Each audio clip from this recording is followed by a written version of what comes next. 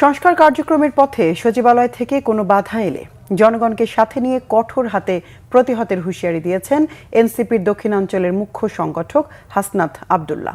অন্যদিকে উত্তরাঞ্চলের মুখ্য সংগঠক সার্জিস আলম বলেছেন, রাজনৈতিক দলগুলোর প্রতিপক্ষ নয় বরং প্রতিযোগী তারা। সকালে চট্টগ্রাম উত্তর জেলাগুলোর পথসভায় হাসনাত আব্দুল্লাহ বলেন, আমলারা জনগণের মুখোমুখি দাঁড়িয়ে অন্তর্বর্তী সরকারের সংস্কার কার্যক্রমের বিরুদ্ধে হুমকি ধামকি দিচ্ছে। সংস্কার কার্যক্রম নিয়ে আমলাদের কোনো পর্যালোচনা ও মতামত থাকলে আলোচনার মাধ্যমে সমাধানের আহ্বান জানান তিনি। তা না করে সরকারকে জিম্মি করে সংস্কার কার্যক্রমে বাধা দিলে পরিণতি ভালো হবে না বলে হুঁশিয়ার করেন। পর্যায়ক্রমে সারা দেশে এনসিপির কার্যক্রম বাড়বে বলেও জানান হাসনাত আব্দুল্লাহ। অন্যদিকে নীলফামারীর ডোমারে এনসিপির উত্তরাঞ্চলের মুখ্য সংগঠক সার্জিস আলম স্থানীয়দের মাঝে লিফলেট বিতরণ করেন। পরে দুপুরে এক পথসভায় জানান, এখান থেকেই তাদের সাংগঠনিক কার্যক্রম শুরু করেছেন। জেলার ৬ উপজেলা ও নীলফামারী সদরে লিফলেট বিতরণ পথসভা করেন সার্জিস।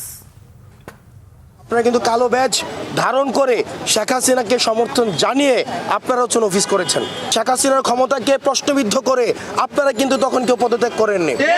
আপনারা যদি এই ৫ অগাস্ট পরবর্তী বাংলাদেশে আপনারা জনগণের মুখোমুখি দাঁড়িয়ে আপনারা যদি এই সরকারকে আপনারা হুমকি দেন, ধামকি দেন যে এই সরকার সংস্কার কার্যক্রম যদি করে থাকে তাহলে সেটিকে আপনারা বাধা দিবেন। আপনারা মনে রাখবেন, এই জনগণ আপনাদের বিকল্প খুঁজে নেবে। বাংলাদেশকে নিয়ে কি স্বপ্ন দেখি সেগুলো মানুষের কাছে তুলে ধরব। আমরা এনসিপির প্রতি আমাদের সমর্থন প্রত্যাশা করব এবং আমরা জনগণের দোরগোড়ায় গিয়ে জনগণ কি চায় সেটি শুনে সেই অনুযায়ী এনসিপির আগামী দিনের যে বাংলাদেশের ইশতেহার সেটি আমরা তৈরি করব।